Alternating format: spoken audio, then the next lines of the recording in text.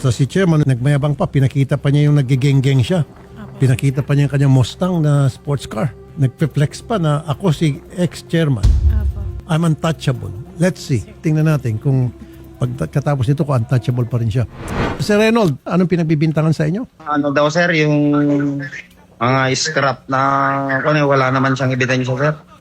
Wala siya ebidensya. Yung uncle naman niya yung nagkukuan doon. Pinagbibintangan po kayo na nagnakaw ng krudo, Opo sir. pero hindi po kayo ang Hindi po gumawa. sir, kasi sabi ko sa kanya noon sir na bumitbit talaga ako pero yung pinabitbit lang naman ni Sir Mario, yun ang sinabi ko sir. Talagang gawain din yung uncle niya yon. Yung uncle niya ang gumagawa ng pagnanakaw ng krudo. Parang ganun na rin na sir kasi siya yung nag-uutos bitbitin mo kahit sino yung tao na andun sa malapit niya. Pag inutosan niya, hindi naman nakakaindi yung mga tao doon sir. So kayo napag-utusan minsan ng ang kanyang uncle. Pabitbit lang niya magmula doon sa may kruduhan papunta sa sasakyan ng uncle niya sir.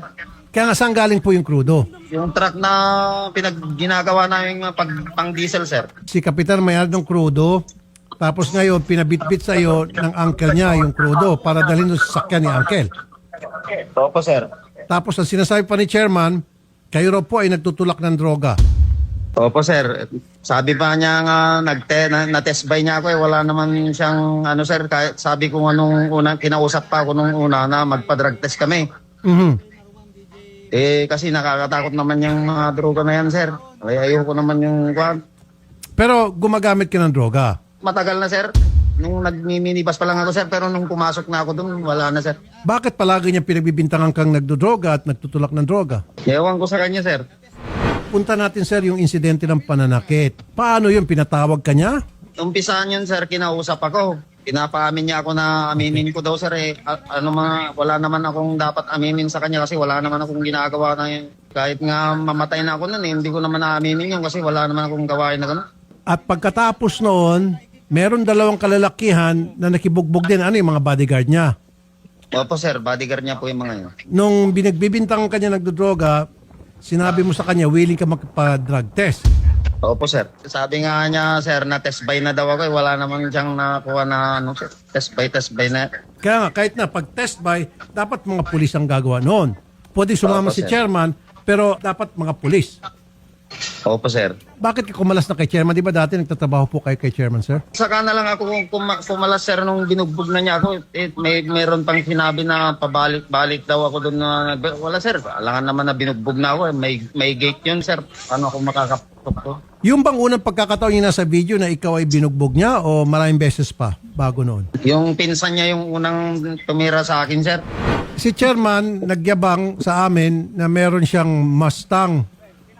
Bukod sa pagiging barangay chairman, ano bang trabaho to? May negosyo ba ito? May ibang trabaho?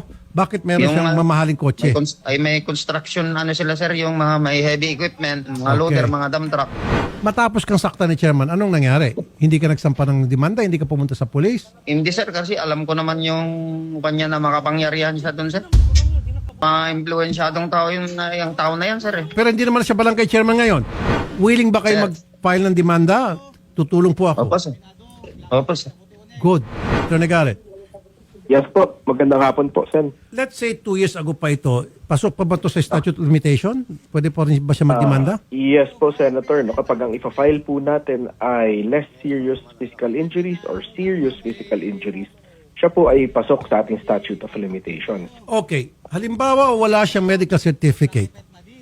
Yes po. Pwede bang gamitin yung video as ebidensya, secondary evidence?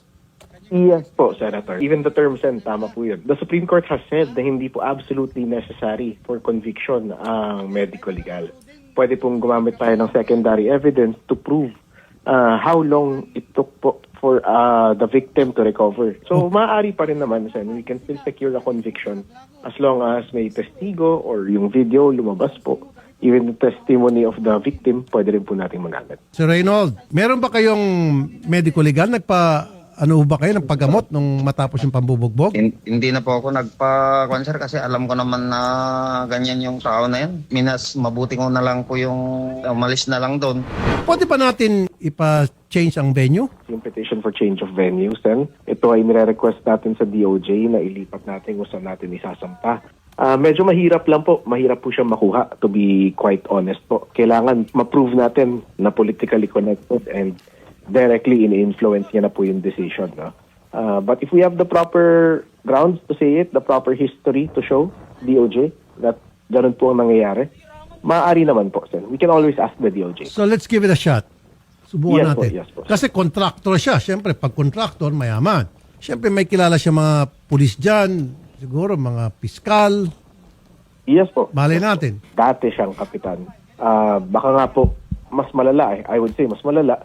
Dahil hindi na siya takot sa mga usual penalties pag tayo ay nasa serbisyo ng gobyerno po.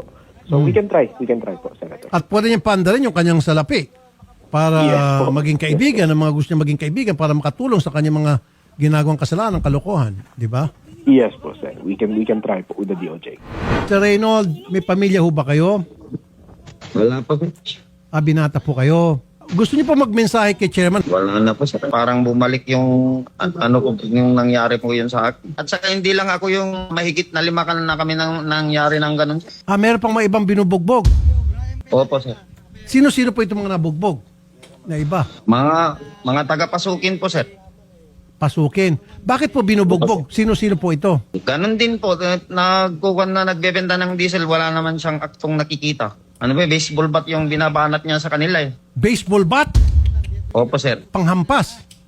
Opo sir. So meron ng 3 pang nasaktan yan. Andun pa sa kanya, hindi daw niya pinapalabas eh. Kung gustong lumutang ng iba pang mga biktima, tutulong po kami. Opo, sir. Tulad ng sabi nga ni Atty. Garrett, susubukan namin na i-request sa DOJ na magkaroon ng change of venue. Kasi may probinsya dyan sa lugar nila. Itong si Chairman, sabi mo nga, maaaring ang totoo Opo, sir. dahil Chairman siya plus mayaman pa. Pwede niyang gamitin yung salapi niya para makapag-impluensya. So kung meron siyang ebidensya o duda na yung kanyang mga tauhan ay ninakawan siya, bakit di niya sampa ng kaso at palayasin? 10 taon na raw po kayo sa kanya at paulit-ulit daw po kayo nagnanakaw, nagtutulak ng droga at hanggang sa dumating yung punto, hindi na niya mapigilan na puno na siya kaya kayo binugbog. Opo sir. Ganun daw po ba sinabi niya eh. Yung mga bodyguard ni Chairman ba may dala mga baril? Opo sir, yung dalawang nakabag na bumugbog sa akin. Okay. Baril yung mga yun sir. Padisarma natin. Anong pangalan, sir? Michael Kalulot sir. Okay, yung isa. Vicente Sarmiento sir. Ano sila? Mga sibilyan, hindi sila mga pulis. Civilian po sir. Sibilyan sila pero nagbabodyguard kay Chairman may bit-bit na baril. Anong mga Opo, baril ang sir. bit-bit nitong dalawa? 45 yung sa kanila sir. Atty. Garrett, i-hearing kaya natin to sa sa Senate. Possible po. We can set it. We have the authority po, Senator, to hold hearings even po during recess, no? We will just have to ask for siguro the proper agenda po. Magandang hapon po, General, sir. Senator, magandang hapon po. Gusto na po magsampa ng kaso itong victim, matutulungan po natin, sir, sa inyo na lang kami lalapit. Kasi kung doon natin idadang kay COP, baka si COP, friendship na po ni Chairman. Kasi si COP ayaw na kami sagutin. Opo sir, kung kinakailangan pong pumunta po sa amin yung ating biktima, ay amin po agad i-entertain siya. Kayo po mismo hanapin namin at kayo na Opo. po ang gagawa ng mga paraan na para maisampa ang kaso. At mas maganda kung mag-request na ng change of venue dahil si Chairman, baka pangirian daw po sa kanilang lugar kung saan ang bugbog. Opo, kung kinakailangan pong mag-change tayo ng venue at saka kung ay entertain po natin para matulungan din po natin yung biktima. Sige po, General Dindo Reyes, darating po kami dyan in the next few days. Maraming salamat po, General Reyes, sir. Thank you po, sir. Opo, maraming salamat po. Thank you po. Sir Reynold. Sir. Okay, intayin mo, darating kami dyan. Hindi namin sabihin sa inyo kung anong oras ang punta namin. Basta darating kami dyan. Sasama namin kayo kay General. Sampa natin ang kaso si Chairman. Okay, sir? Kami nang bahala sa pamasahe lahat. Huwag niyo iba pa telepono, sir. Kausapin kayo ni Odette. Okay?